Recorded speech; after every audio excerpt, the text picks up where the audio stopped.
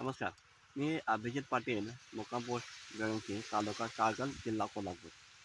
मी तात्यांच्या मार्गदर्शनाखाली तुमच्याखाली एक ऊसाची व्हरायटी 13-3-73 ही व्हरायटी मी केलेली आहे. तर याच्यामध्ये काही गोष्टी आता मी शेती पण करतो, बरेच वर्ष करतो, पण काही गोष्टी आम्हाला ह्या ज्ञान नव्हत्या की कशा पद्धतीने शेती करायची. आम्ही पारंपरिक पद्धतीने शेती करत होतो.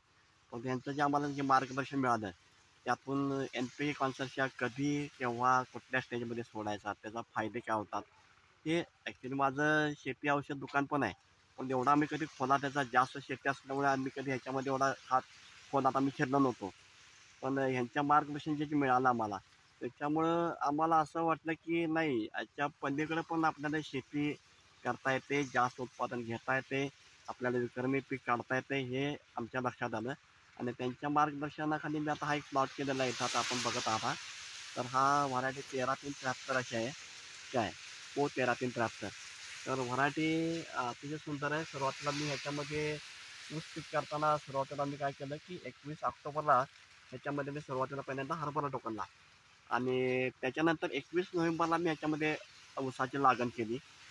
त्याच्यामुळे मला हरभरा काढणीला लवकर आला आणि ऊसाची मला वाढ आज तारीख आता जवळजवळ 20 तारखेला होते, 20 एप्रिल आहे. तर ह्या तारखेला आज 4 महिन्याचा माझा ऊस आहे हा. तर अतिशय चांगली आणि सुंदर वाढ ऊसात झालेली आहे. आणि असं वाटतं की आपण शेती करतोय, म्हणजे समाधान वाटतं की बाबा आपण काय कसले तर आपण शेतकरी नाही, काय तर कोणाच्या मार्गदर्शनाखाली आपण शेती करतोय.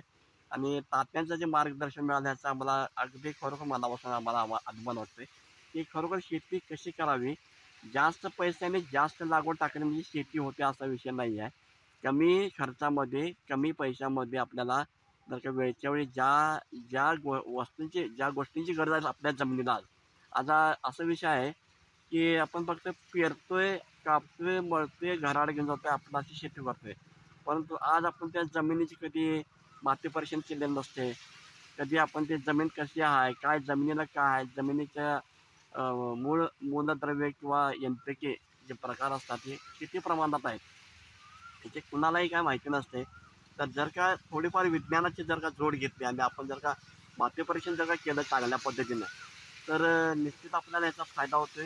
आता ज्यावेळी मी यांच्यावर माती परीक्षण केलं, अर्थात सुरुवातीला मला पालकर साहेबांनी मला यांची ओळख करून दिली ॲक्च्युली. पण मला खूप याचा फायदा झाला काय, आणि माझा पीक पण चांगला आहे. असं काय म्हणजे असं वाटतं की बाबा शेतामध्ये यावंसं वाटतंय, शेत माझं माझ्यावर बोलायला नाही असं वाटतंय. ह्याच्या अगोदर आम्ही यायचं, ऊसावरती तांबेरा मारलेला असायचा किंवा कुठेतरी असं कुठं ऊस उठलाय कुठं नाही असं असायचं. पण आता तसं नाही, कुठं पण बघा तुम्ही एकसारखा ऊस मला असं दिसणार. अगदी समाधान वाटते शेती करताना. आणि धन्यवाद. नमस्कार. तुम्हाला वेळच्या वेळी व्हिजिट झाल्यात का तुमच्या? हो हो, आणि झाले प्रत्येक अगदी महिन्याला झालेत? आणि महत्त्वाचं म्हणजे प्रत्येक वेळेला मातीपरीक्षण तुमचं झालंय का? अगदी अगदी त्या 100% प्रमाणात तात्याने प्रत्येक महिन्याला आम्हाला व्हिजिट केलेली आहे. प्रत्येक वेळी कसं कसं कुठली लागवड टाकायची, कसं ड्रेंचिंग करायचं. आता त्यांनी असं व्हिडिओ पाठवतात की ड्रेंचिंग करायचं म्हणजे आळवणी करायची. तर त्याने एक त्यांना व्हिडिओमध्ये असं पाठवतात, कॅनमध्ये छोट्याशा कॅनमध्ये एक 25 लिटर कॅनमध्ये त्याने ती आळवणी टाकली, ते प्रत्येक पाटात त्यांनी सोडलं. आम्हाला ती पद्धत खरोखर खूप आवडली. आणि मी आमच्या शेतामध्ये सुद्धा त्याचा अवलंब केला. म्हणजे आता मी काय स्वतः शेती करत नाही, माझे सगळे करते आहेत, राबणार आमचे वाटकरी आहेत. तर त्यांच्यातर्फे त्यांना पण सोपं जावं असं मी शेती केलेली आहे, पाण्याची व्यवस्था करून ठेवलेली आहे. पण वाटते की बाबा चांगलं पीक असं वाटतं, असं हे वाटत नाही की बाबा हो, असं वाटतं की यावर्षी वर्षाला माझा ह्या आता एकूण प्लॉट 90 गुंठे आहे, वर्षाला 100 टन ऊस होते 280. पण ह्या वर्षी मला वाटतं 100 तर जाणारच, त्याच्यापेक्षा जास्त आम्ही जाऊ असं अपेक्षा आहे.